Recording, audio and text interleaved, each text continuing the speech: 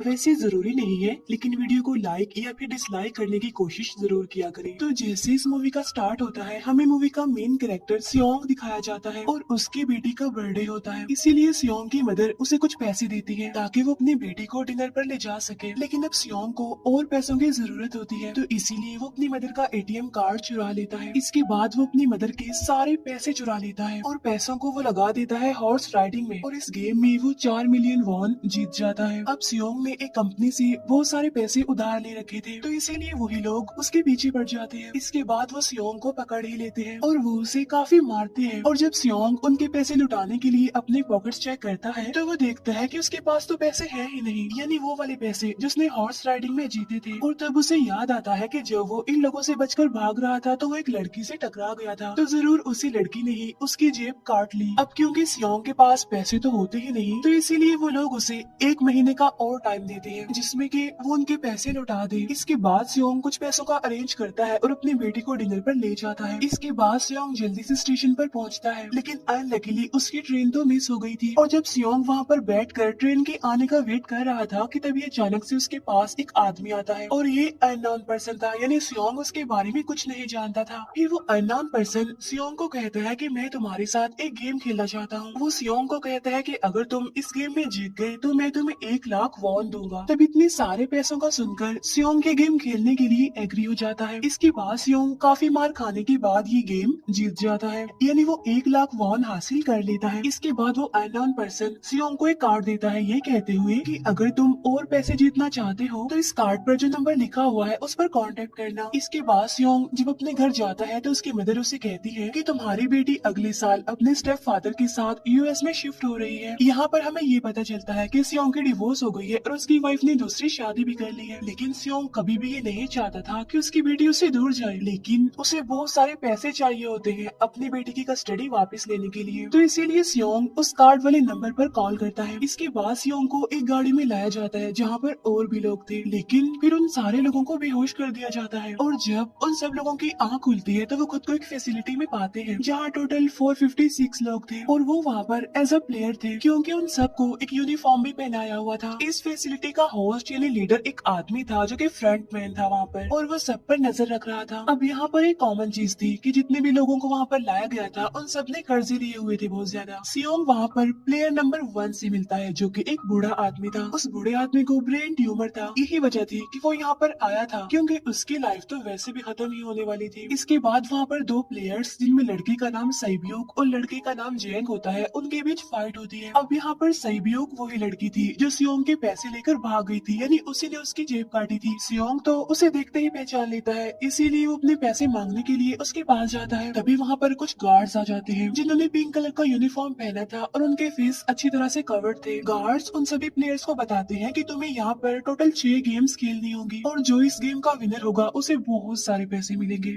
इसके बाद उन सबसे एक कॉन्ट्रैक्ट पर साइन करवाया जाता है और इस कॉन्ट्रैक्ट के 3 मेन रूल्स थे। पहला रूल ये कि कोई भी प्लेयर अपनी मर्जी से गेम को छोड़कर नहीं जा सकता। दूसरा रूल ये होता है कि जो भी प्लेयर खेलने से मना करेगा तो उस प्लेयर को एलिमिनेट कर दिया जाएगा, और उनके मुताबिक एलिमिनेट का मतलब क्या था ये तो हम आगे ही जानेंगे। गेम का तीसरा रूल ये था कि अगर मेजोरिटी इस गेम को खेलना नहीं चाहती तो वो इस गेम को छोड़कर जा सकते हैं। इसके बाद उन सबको गेम के लिए ले जाया जाता है। अब यहाँ पर सियोंग अपने क्लासमेट सैंगवू से भी मिलता है जो कि उसे बचपन से जानता था। सियोंग उसे वहाँ पर देखकर काफी हैरान होता है क्योंकि वो तो किसी बिजनेस के लिए आउट ऑफ कंट्री चला गया था। अब पहले गेम के लिए वहाँ पर एक काफी बड़ी डॉल थी और इस गेम का रूल काफी सिंपल था, और वो ये था कि डॉल जब भी गाना गाएगी उन सबको आगे बढ़ना है, और जैसे ही वो गाना गाना बंद करेगी तो उन सबको रुक जाना है और मूव नहीं करना है, और अगर कोई हिल गया तो उसे एलिमिनेट कर दिया जाएगा। अब स्टार्टिंग में तो ये सब कुछ उन्हें किसी प्रैंक की तरह लग रहा था, लेकिन जब एक लड़का हिल जाता है तो उसे शूट करके मार दिया जाता है, और यही होता है एलिमिनेट का मतलब, यानी उन्हें मार दिया जाएगा। अब ये देखकर वो सारे लोग काफी घबरा जाते हैं और उन्हें पता चल चुका था कि वो खतरे में है, इसीलिए लोग डरते हुए पैनिक करते हुए इधर उधर भागने लगते हैं।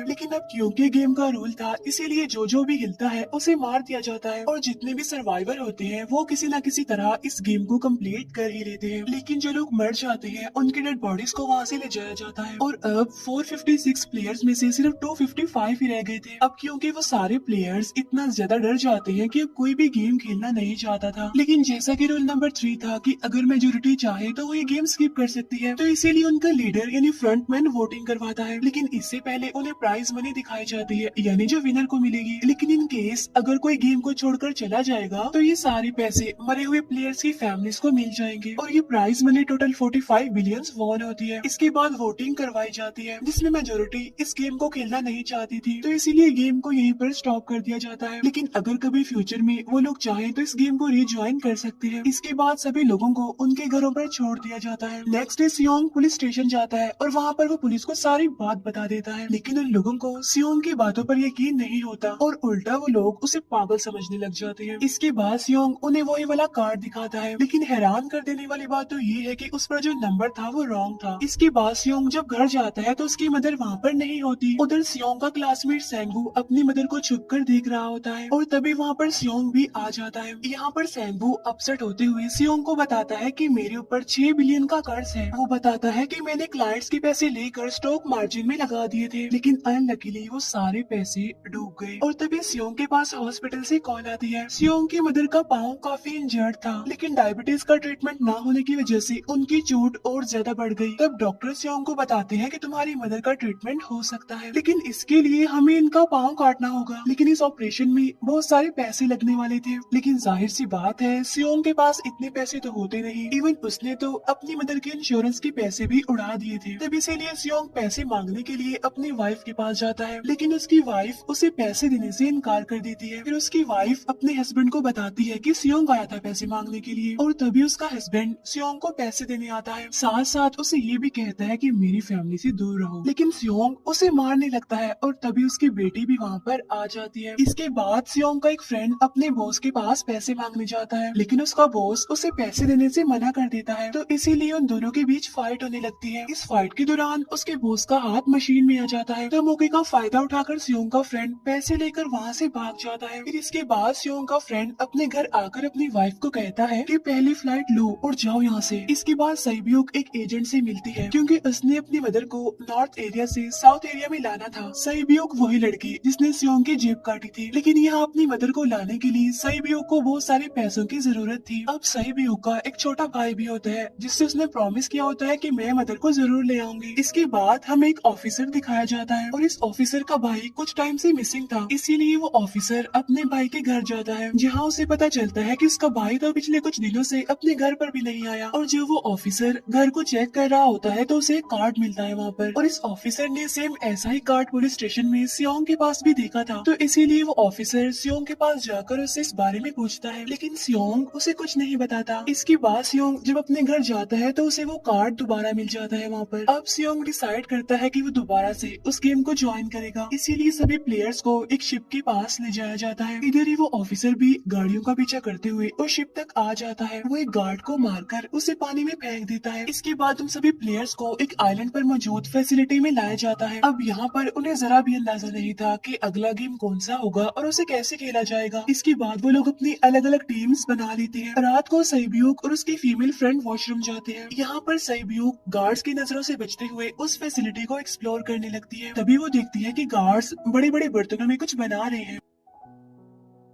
लेकिन अब क्योंकि गार्ड्स को शक हो जाता है तो ये गार्ड वॉशरूम्स को चेक करने के लिए आता है, लेकिन तब तक सईब्यूक वापस आ चुकी थी। इसके बाद सईब्यूक अपनी फीमेल फ्रेंड को सारी बात बता देती है जो उसने देखा था, लेकिन यहाँ पर सेंगू उन दोनों की बातें सुन लेता है और वो इस बारे में सईब्यूक से पूछता है, जिस पर सईब्यूक बताती है कि वो बड़े बड़े बर्तनों में कुछ पका रहे थे। इसके बाद उन सभी प्लेयर्स को प्ले ग्राउंड में लाया जाता है, जहाँ पर उनके सामने 4 शेप्स थी। 4 शेप्स में से उन्होंने किसी एक शेप को चूज करना था। अब यहाँ पर सेंगू को पता चल जाता है है कि गेम क्या है और क्या करना है हमें। सेंगू सियोंग को बताता है कि सबने अलग अलग शेप्स को चुनना है। इसके बाद उन सभी को एक छोटा सा बर्तन दिया जाता है जिसमें की शेप्स बनी होती है। अब गेम उनकी ये होती है कि उन्होंने किसी तरह उस शेप को बाहर निकालना है बगैर डैमेज किए। लेकिन अगर शेप जरा से भी खराब हो गई तो उन्हें एलिमिनेट कर दिया जाएगा, यानी मार दिया जाएगा। अब यहाँ पर सेंगू तो इजिली उस शेप को निकाल लेता है, लेकिन सियोंग इतना ज्यादा घबरा जाता है कि उसकी हालत खराब होने लगती है। लेकिन फिर वो किसी न किसी तरह करके इस गेम को भी जीत लेता है। इसके बाद उन सबको वापस से रूम में लाया जाता है। अब यहाँ पर 187 प्लेयर्स वापस आए थे, जिनमें से अब सिर्फ 108 ही रह गए थे। इसके बाद उन सबको खाने के लिए ले जाया जाता है, लेकिन खाने की वजह से जैंग की एक लड़के से फाइट हो जाती है, जहाँ पर जैंग उस लड़के को इतना ज्यादा मारता है कि वो मौके पर ही मर जाता है। इधर ही हम देखते हैं कि उन प्लेयर्स में से एक डॉक्टर होता है जो गार्ड्स के साथ मिलकर मरे हुए लोगों के ऑर्गन्स निकाल कर उन्हें चाइनीज को बेचने का काम करता है। इसीलिए जब भी डेड बॉडीज को ले जाया जाता है तो वो डेड बॉडीज को गायब कर लेते हैं, क्योंकि ये सब कुछ एक प्लान के अकॉर्डिंग चल रहा था, क्योंकि ये सारा कुछ फ्रंट मैन से छुप कर हो रहा था। यही वजह थी कि कंट्रोल रूम में भी उन्होंने अपना ही एक आदमी बिठाया हुआ था जो कि उन लोगों की सारी वीडियो फुटेज डिलीट कर देता था। और गार्ड्स तो डॉक्टर को गेम के बारे में पहले ही बता देते थे ताकि वो सरवाइव कर सके। यहाँ पर एक गार्ड उसी प्लेयर डॉक्टर को बताता है कि आज हमने प्लेयर्स को जानबूझकर खाना कम दिया है ताकि वो आपस में लड़ने लगे, जिससे होगा ये कि सारे वीक प्लेयर्स गेम से आउट हो जाएंगे। साथ ही गार्ड डॉक्टर को अपनी अगली गेम के बारे में बता देता है। अब 30 मिनट के बाद वहाँ पर लाइट्स ऑफ होने वाली थी। अब यहाँ पर सैंगवू को पता था कि सियोंग की टीम जरूर कोई उल्टा काम करेगी, इसीलिए वो उस टीम को अपने पास बुलाकर उन्हें रिलैक्स रहने के लिए कहता है। उधर वो जो डॉक्टर प्लेयर होता है वो जैंग की टीम में शामिल हो जाता है। यहाँ पर डॉक्टर जैंग को बता देता है कि अगला गेम क्या होने वाला है। इसके बाद लाइट्स ऑफ हो जाती है और जैंग अपनी टीम